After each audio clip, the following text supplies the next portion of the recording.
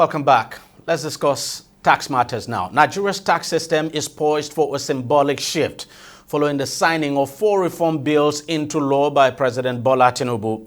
The 4 bills, the Nigeria Tax Bill, the Nigeria Tax Administration Bill, the Nigeria Revenue Service Establishment Bill, and the Joint Revenue Board Establishment Bill were passed by the National Assembly after extensive consultations with various interest groups and stakeholders. Now, the signing comes nearly 2 years after President Tinubu approved the establishment of a Presidential Committee on Fiscal Policy and Tax Reforms on July 7, 2023. Addressing newsmen on Thursday, the chairman of the committee, Taiwo Yedili, described the newly signed tax laws as, quote, pro-poor, saying they will ease the burden on low-income earners, small business owners, and everyday Nigerians. Take a lesson to him. These reforms are not about raising more taxes. I think people get it wrong. A lot of people, including analysts and commentators, will say, oh, where are they going to get the more taxes from? Nigerians are poor. This is exactly trying to relieve people of the burden of taxes. These tax laws, they are now laws, are pro-poor in particular. More than 1/3 of workers in both the private and public sector will now be exempted completely from PAYE. They will not have to pay personal income tax.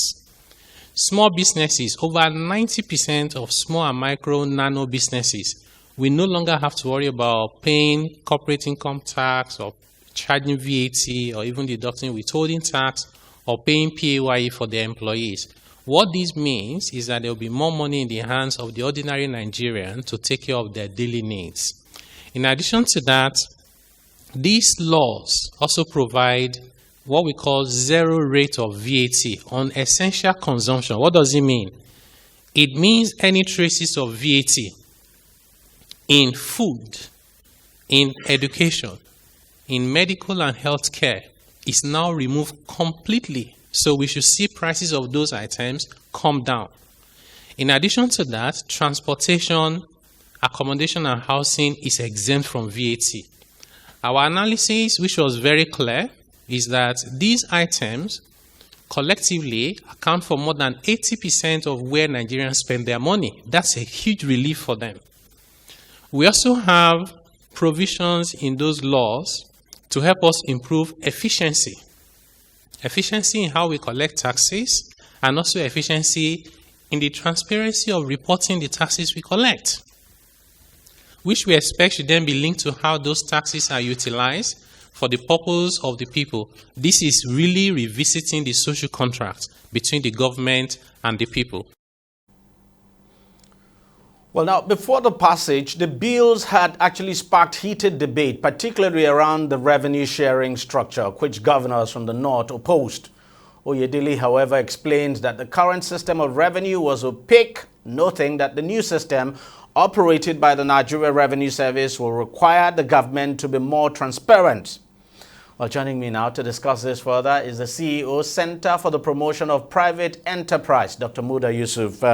Doc, thank you very much for coming on the show. Your organization actually promotes, as the name says, private enterprise in the country. So this must come as some good news for you. I mean, the new tax laws. It is. It is good news. We are seeing a lot of transformation in our tax system. Many of the archaic tax laws have been removed. We are seeing quite some substantial concession for SMEs, for individuals in terms of PE and all of that. We're also seeing some improvement in the way the tax administration will be leveraging technology.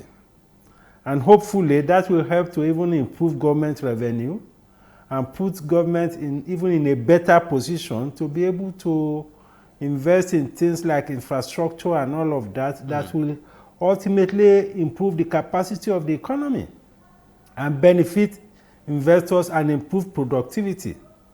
So generally, I think it's a very good development. But what we can also say is that given the scope of the reform, I think it is important to also look at the possibility, at least down the road, because no reform is perfect. Absolutely. There may be need to tweak the reform as implementation begins. But generally, I think this is a very good development for the economy and for the citizens generally. Now, one of the key provisions of the the new laws now is that small businesses that earn, in terms of their turnover now, annual turnover, if their annual turnover is 50 million naira and below, they would not be required to pay company income tax. How important is that for small businesses in this country? Because I run a small business myself, and I know what it means to, to have to compute my taxes at the end of the year, and then, you have to do all the paperwork and then the stress of it, the payment and all of that. It's not always something exciting, but now you have this. Yes, it's very good. I mean, that will take, apart from the concession or the lifting of the burden in terms of the tax payment, all the rigors and the efforts it takes for compliance, that has been taken away. I'm even hearing that even the threshold will be about 100 million. But by the time we see it, we know exactly where we stand. But I think it's a good relief. And going forward, I'm sure that progressively we may have to even increase it. Because 100 million or 50 million turnover these days is nothing. Especially considering inflation, yes. The cost of compute the cost of diesel, the cost of moving around and all of that. I mean, you're already at 50 million. We are talking about turnover here. So for us to even properly categorize a company as small business, we should be looking at turnover of close to 200 million or more. But I mean, it's a good start, and I'm happy that we recognize the need to reduce the burden on many of these businesses. Another provision that I would also want you to speak to is the area that exempts, the provision that exempts VAT now from essential goods and services, whether it's education, it's rent, it's healthcare products and all of that. I mean, and that the whole idea is that, look, when you remove VAT from these essential goods and services, there's also a likelihood that prices of some of these essential goods and services will come down. Well, we also need to manage expectation here. Because even for some of these items, I think most of them already enjoy zero VAT. I'm talking of education, I'm talking of educational items, pharmaceutical products. Not too long ago, I think the president under these palliatives and this mitigation measures that the president rolled out, I think most of the taxes for pharmaceutical products have been waived. But generally, I think it's also a very good thing, because these are essential things that the consumers, many citizens consume. And just as the chairman of the committee said, the consumption in all of these things takes a whole lot from the income of the citizens, close to 70% or more.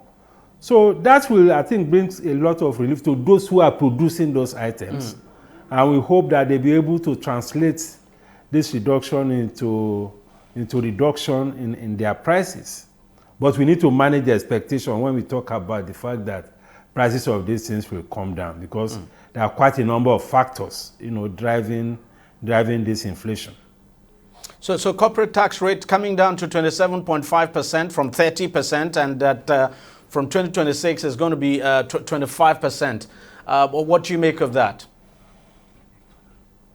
No, that is also good. It's good for investment and for investors. Because just as the chairman of the committee said, the whole idea is to ensure that we incentivize investments, we encourage more people to invest, to expand their businesses, to be able to create more jobs and all of that.